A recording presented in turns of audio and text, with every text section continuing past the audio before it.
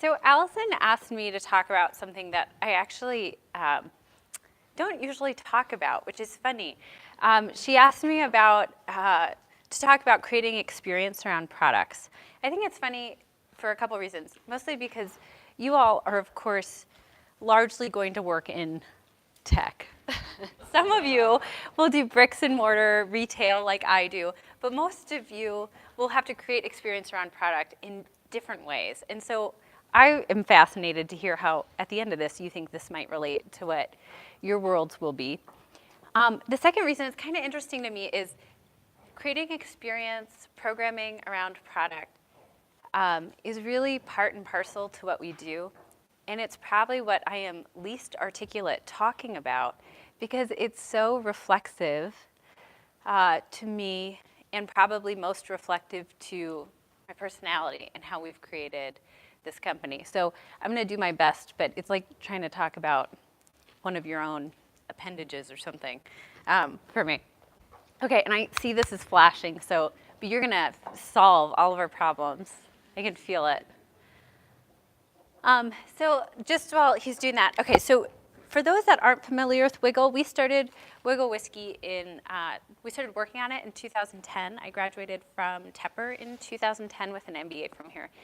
And it was actually on a little trip I took with my husband and my parents celebrating a weekend trip up to Niagara-on-the-Lake where we came up with the idea of starting Wigle. It took then 2 more years of work while I worked full-time at Heinz in brand management there until we were able to get it open.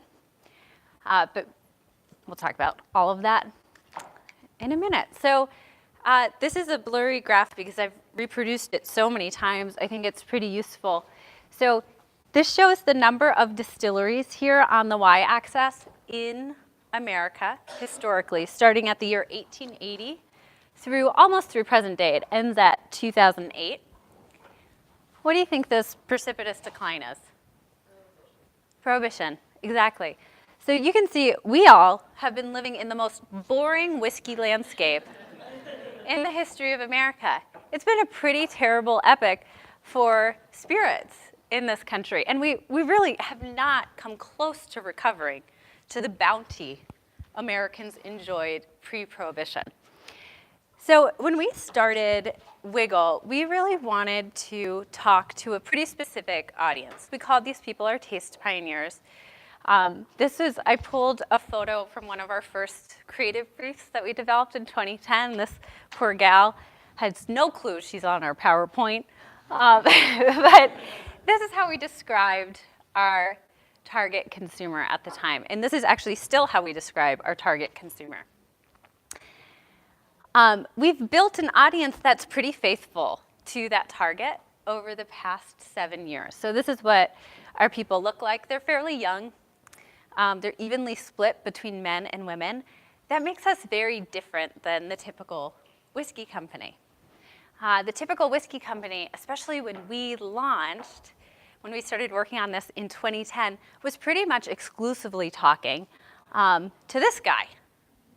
Right? This is Winston Churchill. So they weren't specifically talking to him, but they were talking to someone who probably could empathize with him. They were talking to a guy who's drinking whiskey, mostly alone, on a leather couch while he's smoking a cigar.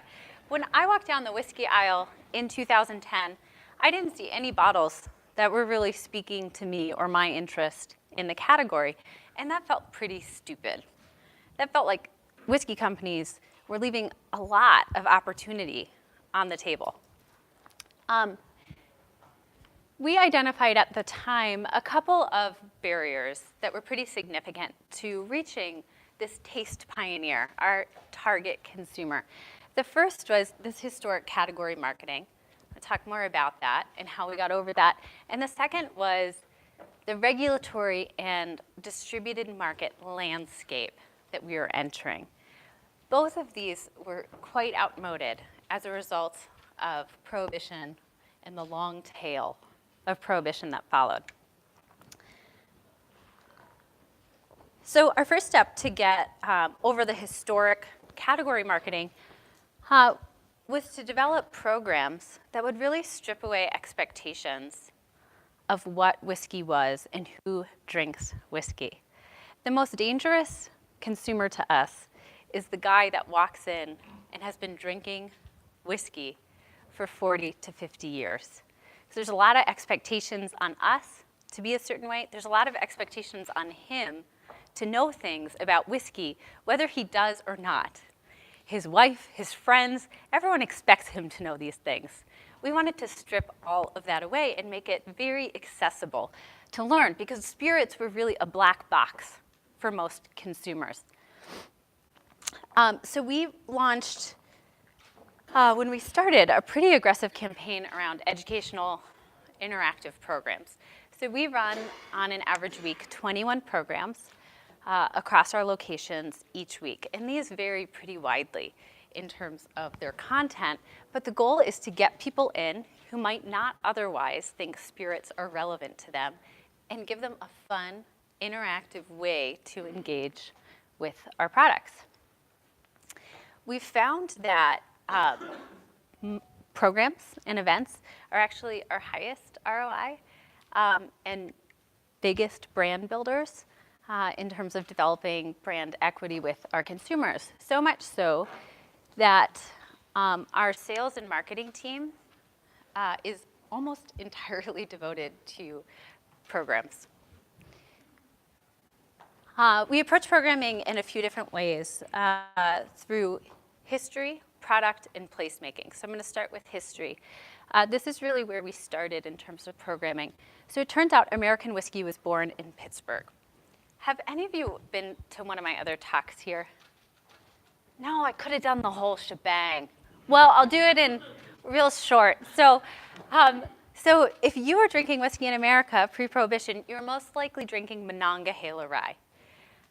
Pittsburgh made the country's whiskey for over 150 years. At the height of whiskey making here, we were producing half a barrel of whiskey for every man, woman, and child in America. Yeah, we were doing a pretty good job then, right? So the first tax in American history was actually on whiskey. And this was created by Alexander Hamilton, who at the time, this was the 1790s, was trying to figure out a way to bring this young nation back to solvency. So he comes up with a whiskey tax, which pisses everybody off here in Pittsburgh. So our guy, our namesake, is named Philip Wigle. He was a German immigrant, a whiskey distiller. He's pretty angry when a federal tax collector comes to town to collect his whiskey taxes. He punches him. And this sets off 4 years of protests and riots that culminate in what becomes known as the Whiskey Rebellion, which is a big deal in American history. It's the first test of federal power in this country.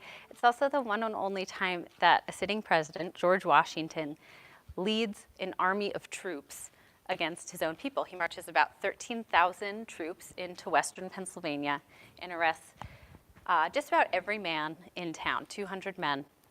Our guy, Philip Wigle, is charged with treason and sentenced to hang for his leadership in the Whiskey Rebellion.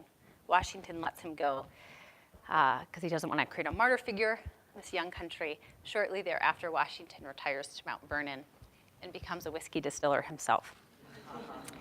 So we tell this story at our distillery. We do tours very frequently. We get 100,000 people a year through our doors, and almost 40% of those people take our hour-long tour, which is half production and half regional history.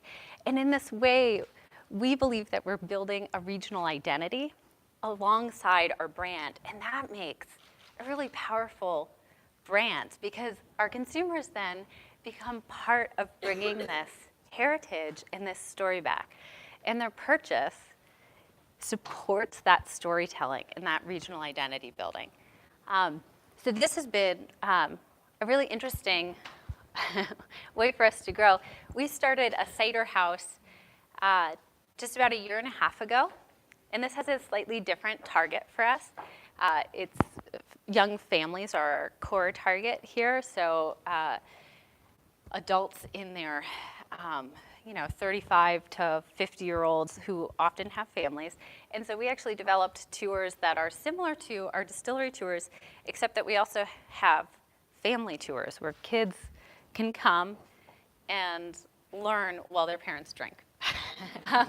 But here we also tell a regional history. Here we tell the history of Johnny Appleseed, Johnny Chapman, who was a Pittsburgher who started the frontier hard cider industry from Pittsburgh apple seeds. This mix of storytelling and regional identity has really allowed us to sort of fight above our weight in terms of marketing. TripAdvisor recently redid how they categorize attractions in Pittsburgh, but for nearly 10 years we were listed under attractions, and so we were listed alongside museums and places like, Heinz Field and Point State Park, and we were every year in the top 10, which is wild, right? And we're the only beverage producer in that list, and I think the reason is because of the programming, because people came to us as much for the history and storytelling as they did to drink. It just creates a more powerful package. The other way we get at history is through really frequent events that celebrate the history. So these are photos from a Whiskey Rebellion festival we do every year. We invite local arts museums to come up with ways to recreate events of the Whiskey Rebellion, including so one of the things that happened during the Whiskey Rebellion was people got tarred and feathered, tax collectors. Pittsburghers were crazy, and we're crazy now, but we were really crazy. So we tarred and feathered all these tax collectors. So this was, the Mattress Factory created this room where you walked in, there's this video of George Washington yelling at you, and then a confetti cannon shot confetti in your face. But interactive, fun ways to get people into the regional story. We've partnered with just about every nonprofit in the city of Pittsburgh and in the region, which is a feat because there are a lot of nonprofits. We also do a similar model in all of our distributed markets. So we're in about 13 states, and we similarly program each of those states. So this is an event we did recently with the Smithsonian in DC, again, where we develop fun, interactive content and build the product into that program. So that's sort of the history portion of our programming. We also work on product, programming around what goes into the craft of making our products. So we have a sort of way we think about this in terms of how engaged our consumers are or want to be with our product. So we have 3 different types of programs that we do for every product release. And we do a lot of product releases. We release about 15 products every year, which is unwieldy. And if a private equity firm ever came to our door, they would change that in a heartbeat. I know, it's an unwieldy portfolio. But we start with really low engagement events. So those are labeling parties for us, which happen every week. We do a real party event, and then we do a real nerdy kind of event.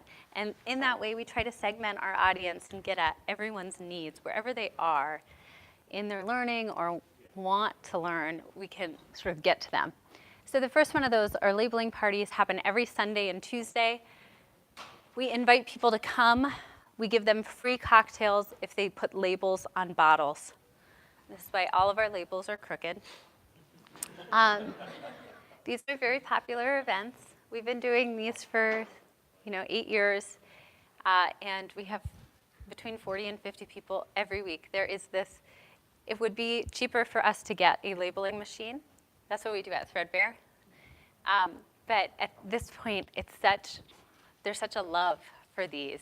You get to, as a consumer, touch this product and feel a part, even though it's sort of just the finishing part, you get to feel a part of the making of it.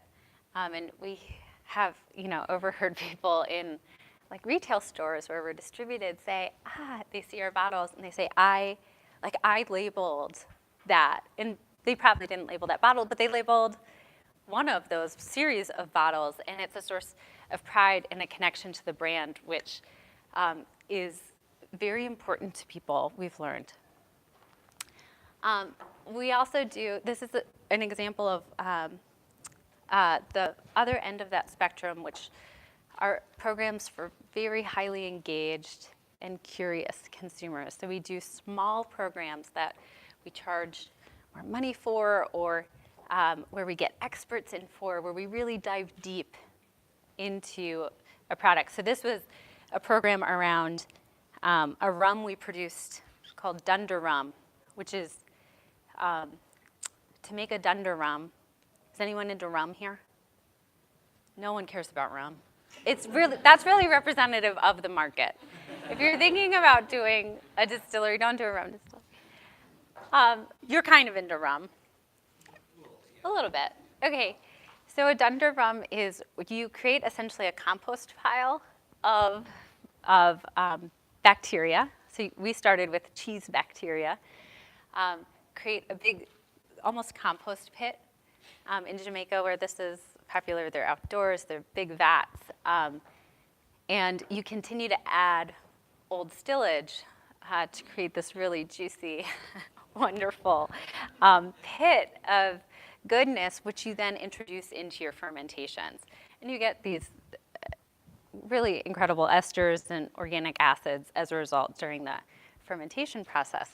It smells like animals dying, though, and it's a very difficult product to market in this way, because we love at our programs having people dive into the product in some way, having interactive features. But we had a New York Times reporter visit us, and I was like, we've got this Dunder Pit, you have to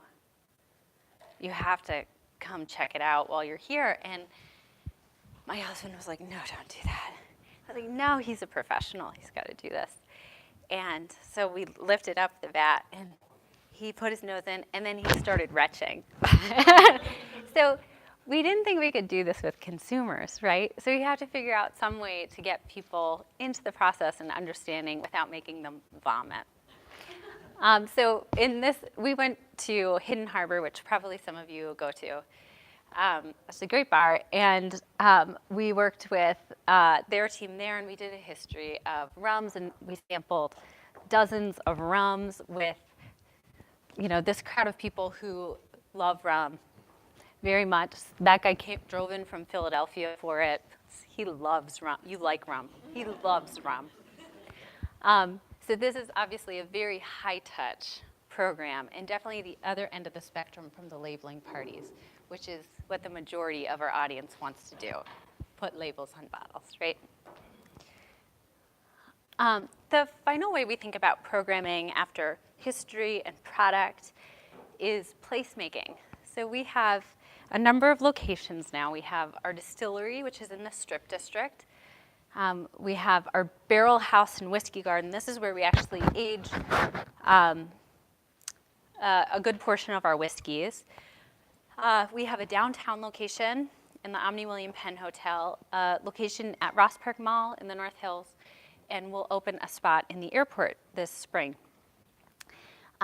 This was the first satellite location, though, that we opened.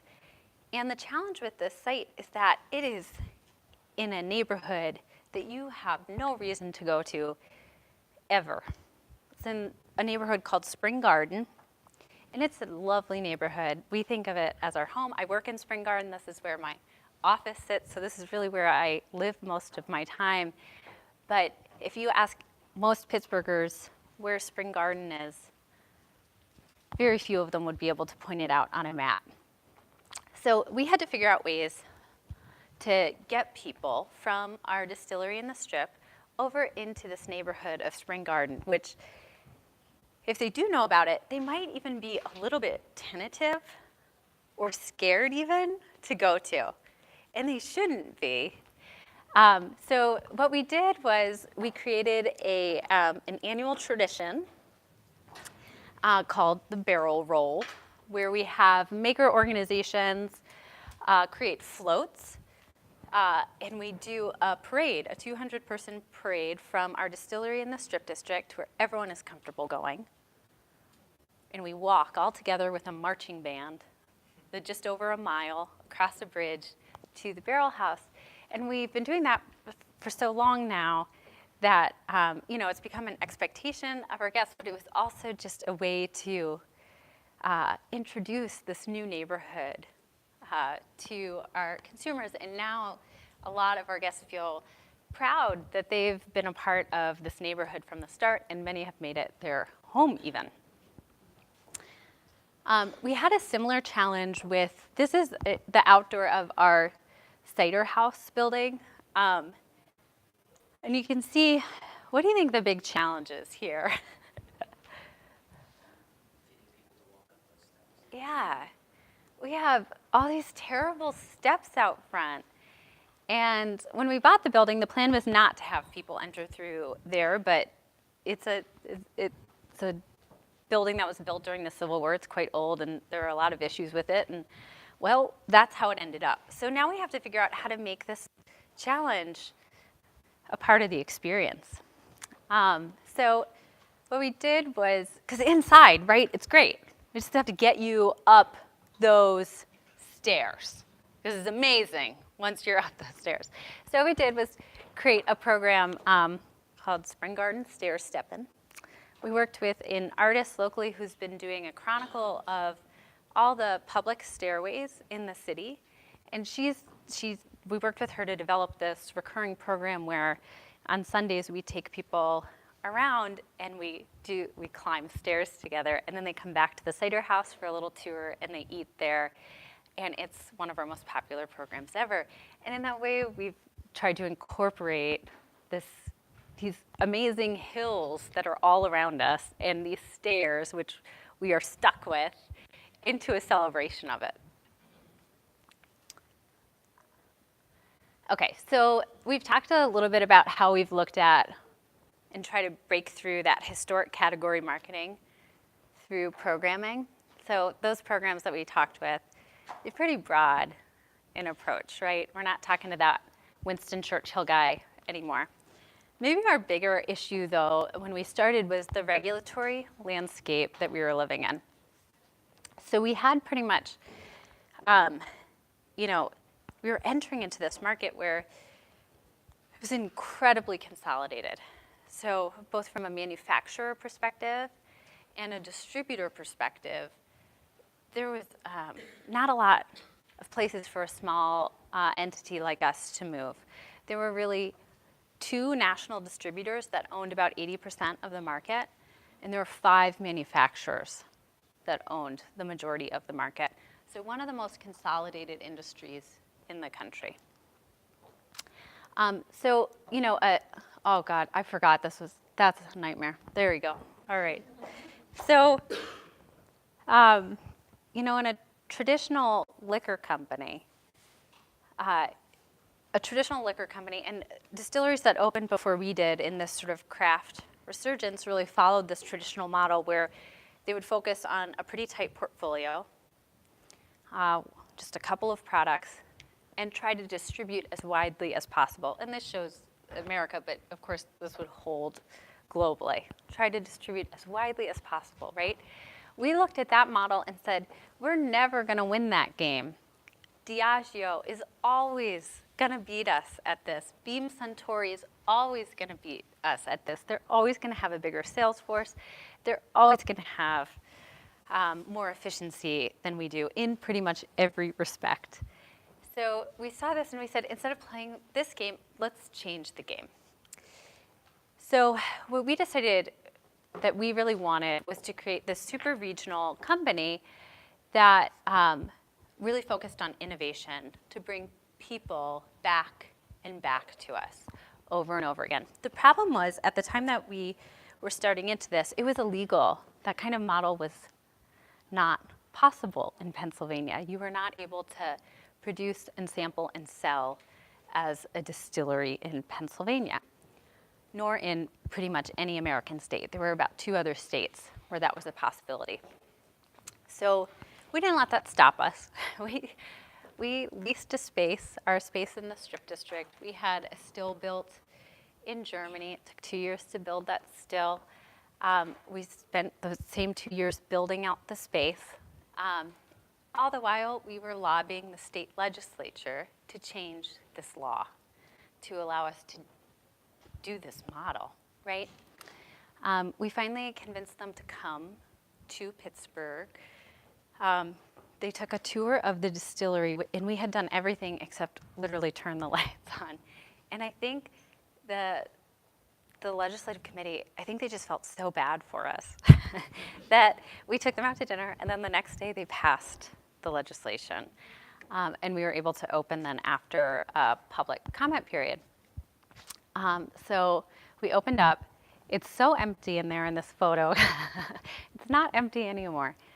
But this model really requires a resource intensiveness around innovation, because we are trying to bring people back to us in a variety of ways and through a variety of products.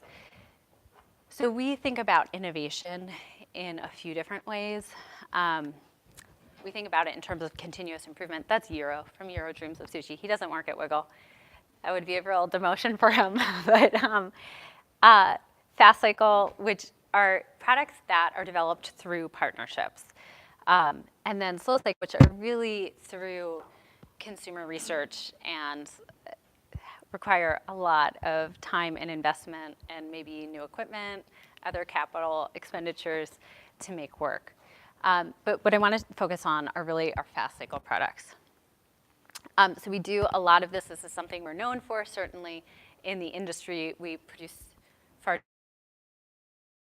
One of our partnership products is, we do this both for Wigle and Threadbare. We partner with the Groundhog Club in Punxsutawney, and we produce a Groundhog Fill whiskey and a cider as well.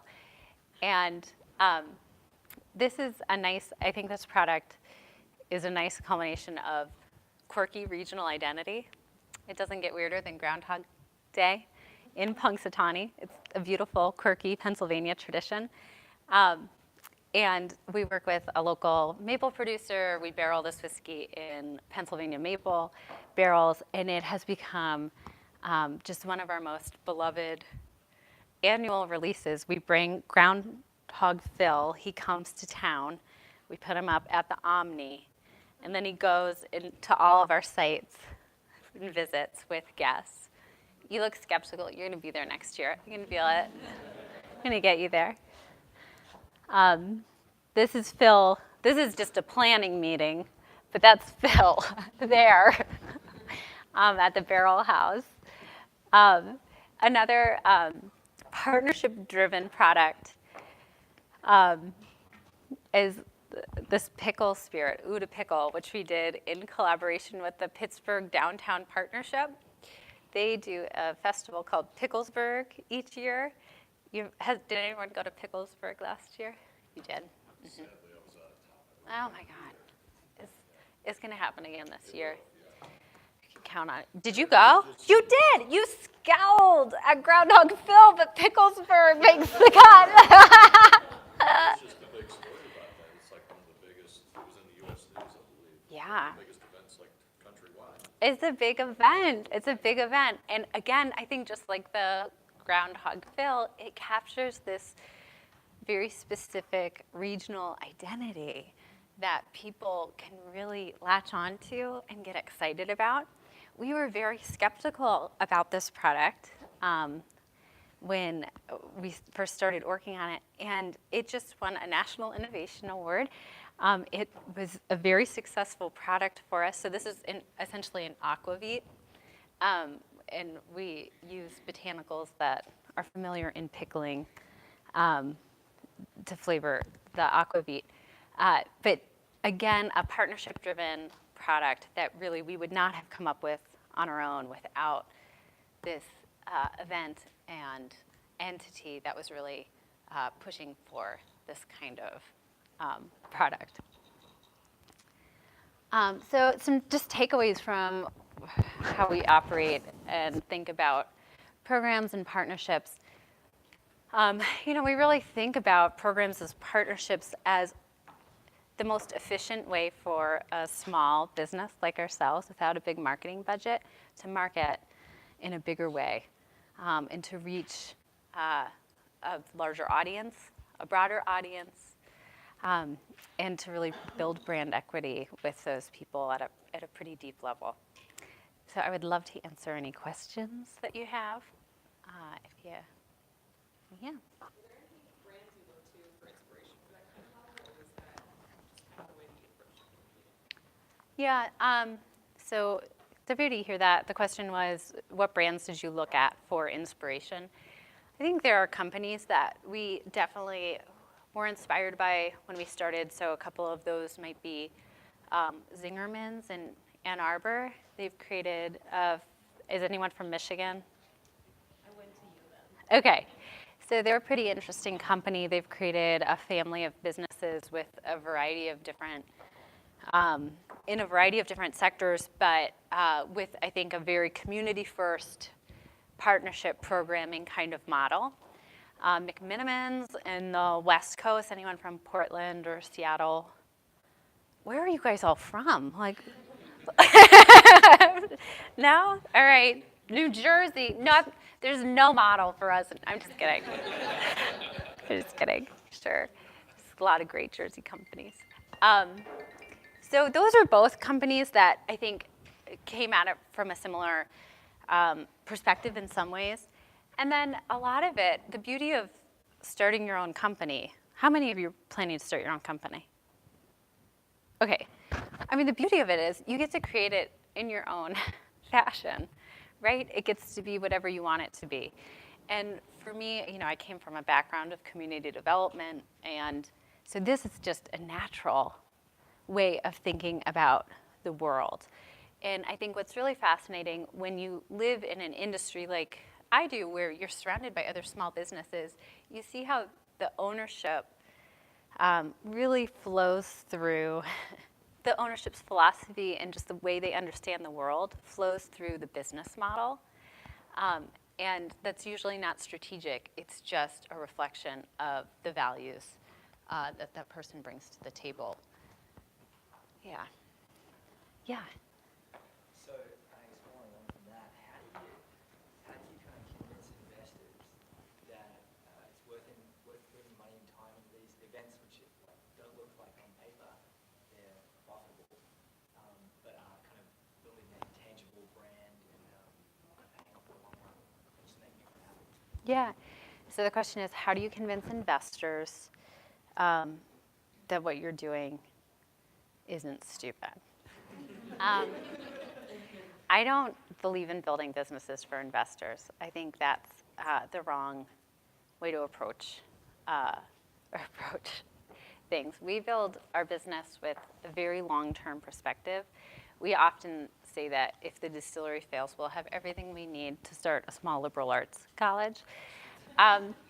So I'm probably not the best person to ask about that. I will say, though, that our programming is profitable, and we don't do programming that we don't believe will produce revenue that makes sense in a way for us. So sometimes that's looking at the overall customer lifetime value, right? So like the program we did at Hidden Harbor that I showed you, that was more costly, but those people they're, you know, of the 80-20, they're the 20 that buy every release, and so we'll invest in them.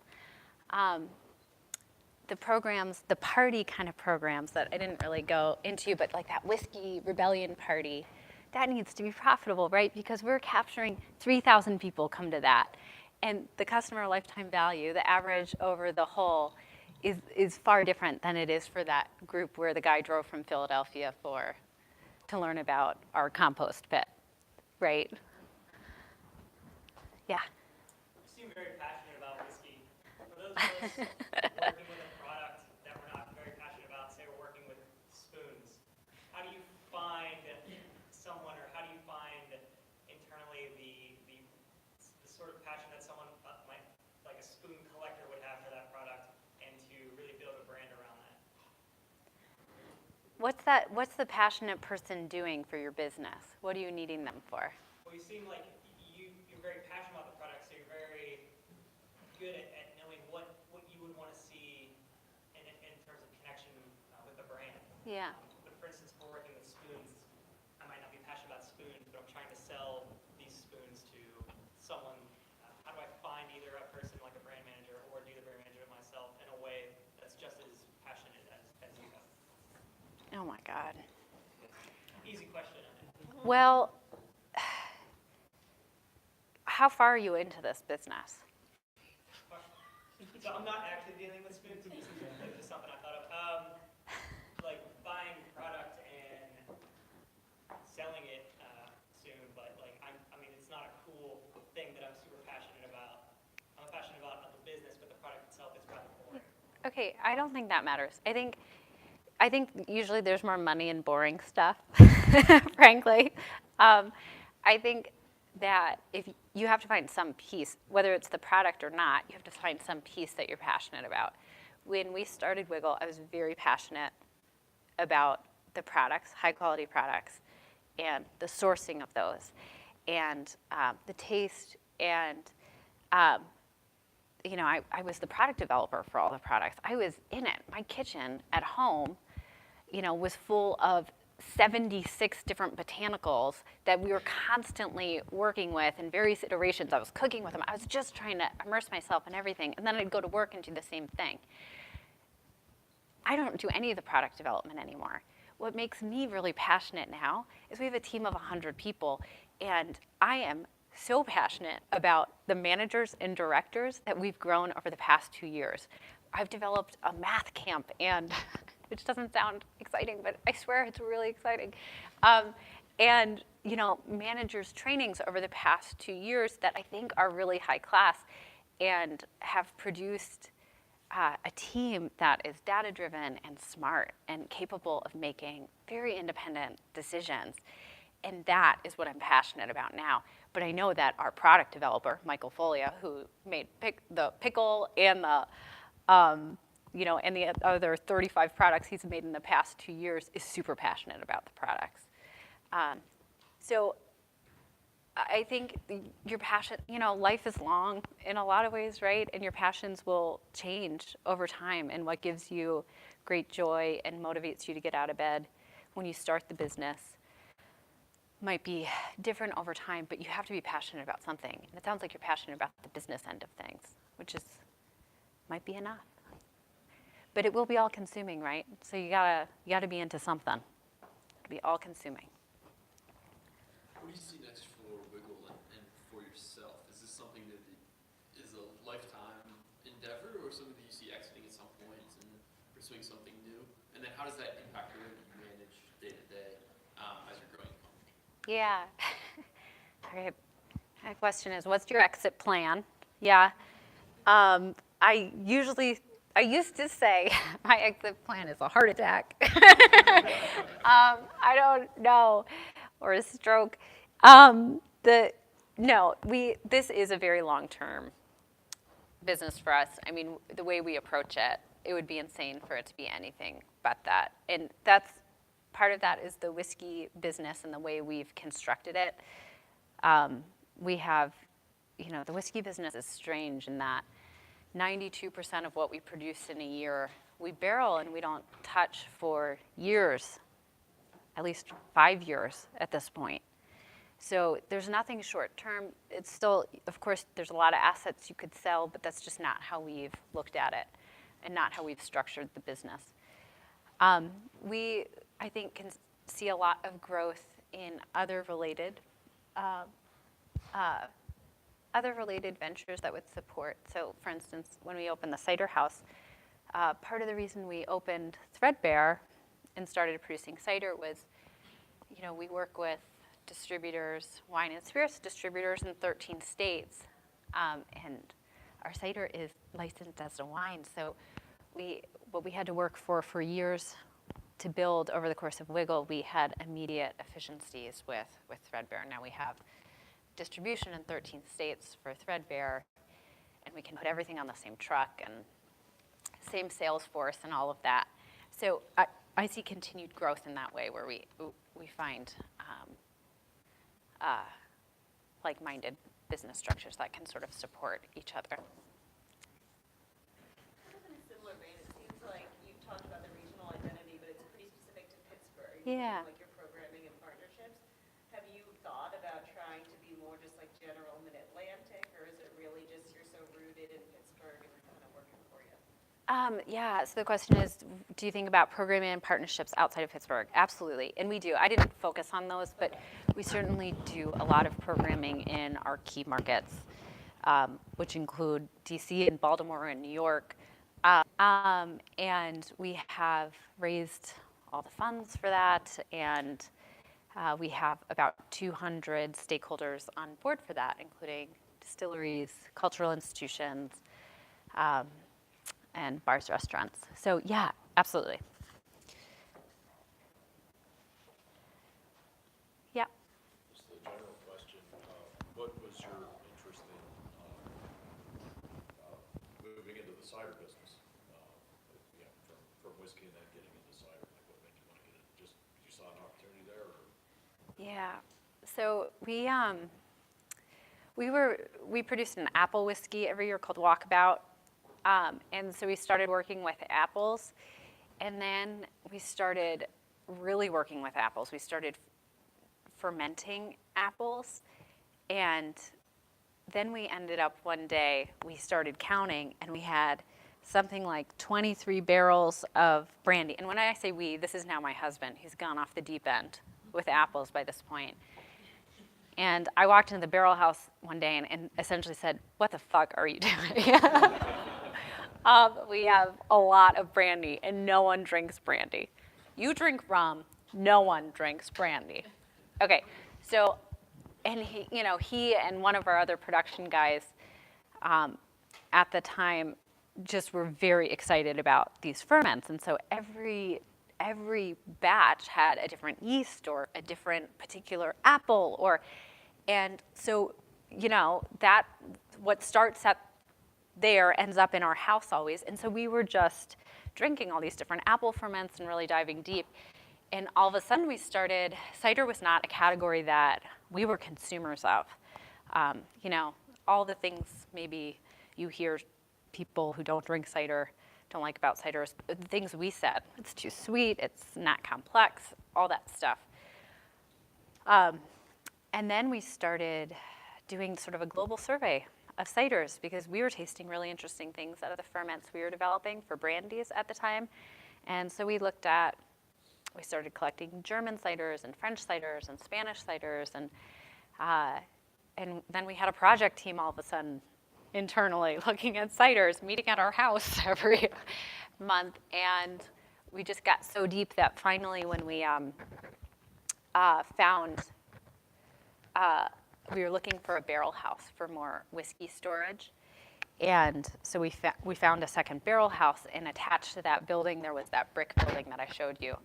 And we walked in and we said, "This feels like it wants to be a cider house, this building."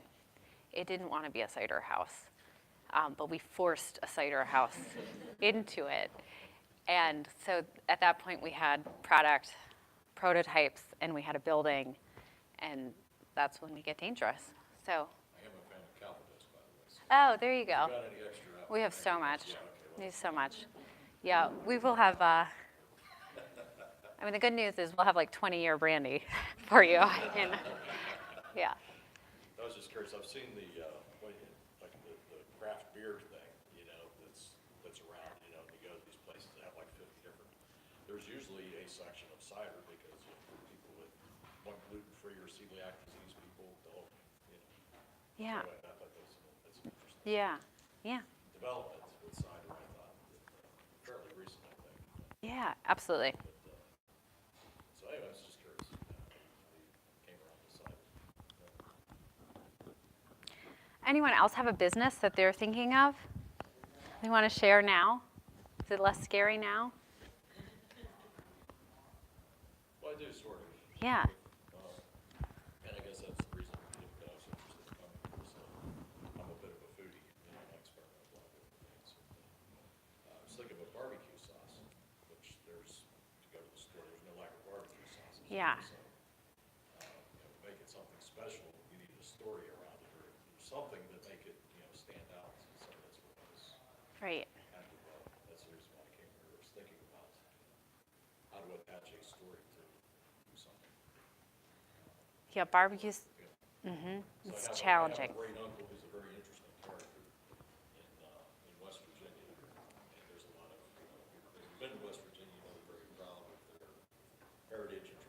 Right. create a West Virginia barbecue sauce and tell a very interesting story surrounding that. That's kind of Cool. not a get rich type thing. No. It's something that can Right. pick it around in the back of the mind. Yeah. Cool. Yeah, my first project at Heinz was SKU rationalization of the barbecue sauce category. So I think Heinz at that point produced itself something like 16 different barbecue sauces. Yeah, I saw it like just not too long ago, they did an experimentation where they had these regional, Yeah, so they had like 10 different. Right. You could buy a little 6-pack of regional. it's very regional loyalty. Yeah. Any other businesses? Curious to know. I know about spoons. Maybe another question if you don't mind. Yeah. Around your partnerships. Yeah. How do you, like, how does that work, I guess, like in general?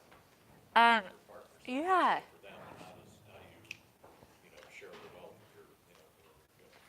Yeah, the two projects that I showed, they actually share in some of the revenue. And a lot of that's prescribed by law, the limits of that, because they can't have a fiduciary interest in our license. But they can share somewhat With the nonprofits, with anyone. with anyone. But every partnership, we have, in a given year, we have somewhere around 150 partnership agreements going. So that includes nonprofits, that includes other producers. There's sort of a whole ecosystem of partnerships for us, and they take a lot of different forms, from just simple programs at our sites to collaborative products like that. But I think one of the reasons we've been so successful with partnerships is that we make sure that our partners share in any financial success we see. Yeah. So we wrote checks to 136 organizations last year. Yeah. I'm curious, as I'm a fellow non-tech person. Oh, I feel right at home. Right. Yeah. Right, we're outnumbered. Right. But I'm curious from a fundraising and entrepreneurship perspective, so Yeah. much of venture capital and early stage funding is centered around SaaS models and technology. How did you find your way raising money, building a business that is not necessarily super scalable or super tech focused? Right.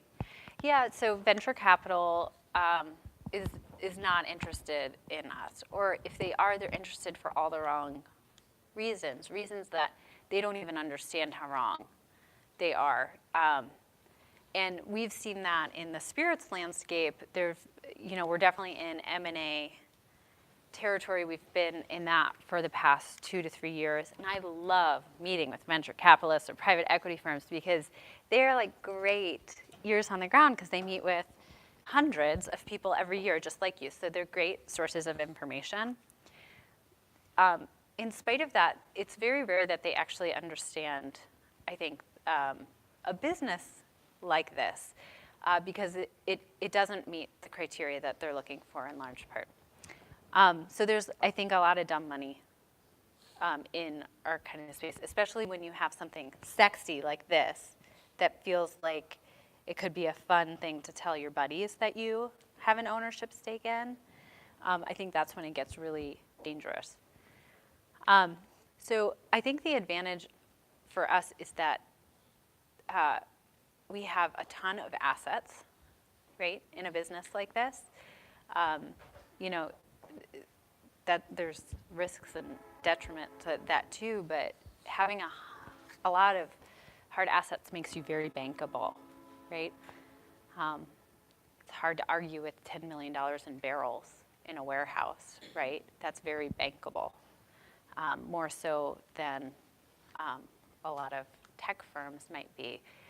So I don't really worry about VC or private equity folks at all. In fact, I was at a networking event a couple weeks ago, and a private equity guy, I just got through the door, and he's like, "Oh, I'm so glad to meet you. I'm really interested in looking at lifestyle businesses. It'd be fun." And I said, if you think this is a lifestyle, you gotta find new businesses. You don't really understand what's going on. But there is, I think, a private, I haven't met a private equity firm or a VC firm that really doesn't think of this as a lifestyle business. Yeah. Being able to sample whiskey all day seems to be the biggest, they think that's what you do. Yeah. Sit around all day, I do start every morning that way, but yeah. Dave. I just wanted to make more of a comment that I just saw on the regional identity side, and I've heard you talk before, but all this week on NPR, they've been talking about President Trump's declaration of Declaration of Emergency, and the precedent that they keep talking about is the Whiskey Rebellion, so they've been telling that story. And so I just want to say you've done a great job. It's totally. Yeah. Awesome. I love, yeah. All right, anything else? Any other questions? Thank you so much for having me. Thank you. Oh, but we do have to raffle off